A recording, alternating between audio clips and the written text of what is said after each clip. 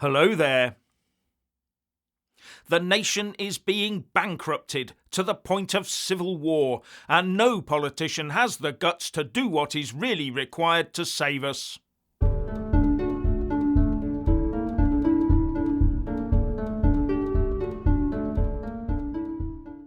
The danger signals are all blazing red. To put it simply, the people who make the money are starting to leave the UK, while those that are more likely to require taxpayers' money to sustain them are coming into the UK in ever greater numbers, all facilitated by a government that is heaping huge nut-zero costs on our economy. All exacerbated by a government that believes those who make money are evil, and those that rely on the state are all helpless victims. This cannot end well. And remember, no country is more than 3 meals away from revolution. After decades of uniparty establishment governments, the UK state is fast running out of money. National bankruptcy beckons, and when it comes, it will come suddenly. And much sooner than people realise, very possibly before the next general election. So don't hang your hat on any new government saving us. They will probably have to be the ones that are left surveying the rubble to see what's salvageable.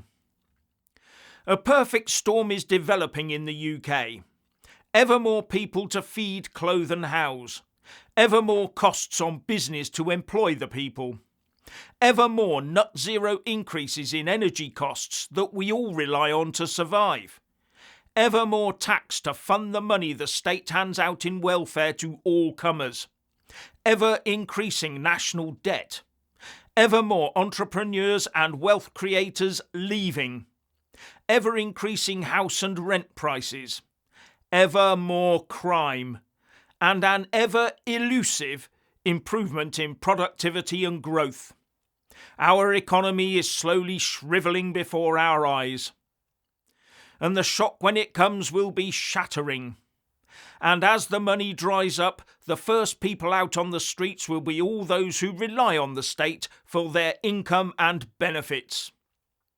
While those that could help, the wealthy and the entrepreneurs, will have long exited stage right for pastures new, where they won't be taxed into oblivion. And we, the ordinary Brits, are going to bear the brunt of that financial Armageddon to come. You think we have a shoplifting and drug-related crime problem now?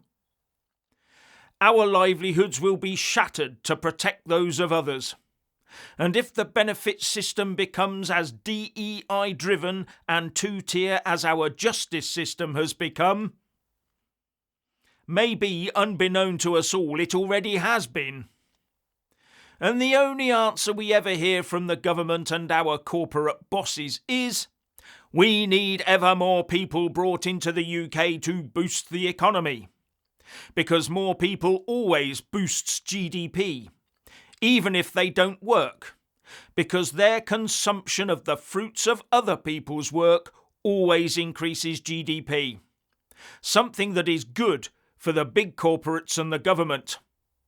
And also very beneficial to the aims of the WEF-inspired wealth and global population redistribution policies. Even though it slashes GDP per capita, which is very, very bad for the ordinary little people. So as ever, our immigration-induced population boom will continue at the behest of both powerful corporates and governments.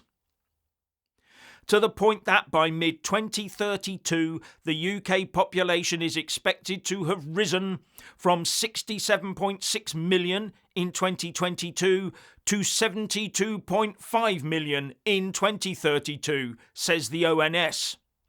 Some, including myself, believe those true figures are much higher than that already. But using those numbers, that's nearly 5 million extra people in 10 years. Not driven by our plummeting birth rate, but by untrammelled legal and illegal immigration. And as these people arrive, our economy will continue to falter under the same economic strains. So we'll be told that the answer is to have even more of them, and their extended families. Not only that, those people that have recently arrived here will, after a 5-year wait, have their application for indefinite leave to remain accepted by an immigration-compliant Labour administration. After which the newcomers qualify for all the benefits that are on offer, including the state pension. And the big wave of them brought in by Boris Johnson is approaching that point very shortly. That is why the cost of our welfare state is expected to skyrocket in the coming years. Hence why our Secretary of State for Work and Pensions, Liz Kendall, was in the House of Commons yesterday laying out her plans to slash £5 billion off the fast mounting cost.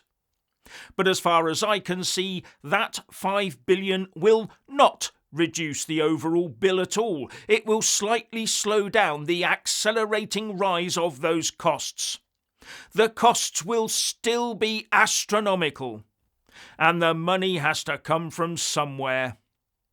Just as our Deputy Prime Minister Angela Rayner and the Chancellor Rachel Reeves are piling such huge employment and tax pressures onto the very employers the government is relying on to stimulate growth, while bashing everyone with the big nut zero stick. So both immigration and the welfare bill will continue to rise into the future, while the cost of doing any living or business will become unsustainable while we line the pockets of the green energy corporates and the overseas manufacturers such as China and India. Now, the Tory leader Kemi Badenoch has come out and said net zero by 2050 is impossible without a huge drop in our standard of living, seemingly oblivious to the fact that the useful idiots supporting the green lobby want to see just that happen. Now, both Labour and the Tories know that the welfare state and net zero are unsustainable, but they both tinker around the edges to make it look palatable while they press ahead with them anyway. Then there's Keir Starmer's plan to rearm the country and put British boots on the ground in Ukraine. A very costly business indeed. A costly business, I think, that will never be fully funded. With all this in mind, the Chancellor will therefore have to increase taxes at some point. Because Liz Kendall's welfare cuts are not cuts, they are an attempt to try and put a modicum of control on a now out-of-control benefits bill. And the hard left of the Labour Party will be fighting hard to stop all the relevant legislation to cut this and that when it goes through Parliament. Remember, the Labour left believes that Liz Kendall's job is to hand out more money, not less. And as for Kemi Badenoch saying net zero by 2050 is unsustainable, don't be fooled. It's just the date that matters to her. She's still a net zero acolyte. The Tories will still end up destroying what's left of our industrial base through net zero, but in a slightly longer time frame than Labour would achieve. At the end of the day, shaving £5 billion off an out-of-control welfare budget will not help the economy. Cutting it right down to size would. Claiming you'll smash the gangs while all you do is smash the previous high records of the number of boats coming across the channel will not help the economy. Unless you're a trafficker, of course. Taxing the successful out of the country will not help the economy. Smashing our industrial base with high net zero energy costs will not save the economy. And any hint of a wealth tax will have people exiting in their droves. Successful UK governments have virtue signalled the UK into economic darkness, with Keir Starmer's Labour lot ready to drive the final nail in. I detest them all. Finally, please like, subscribe and comment below, and a big shout out to our Patreon supporters. And thank you for watching.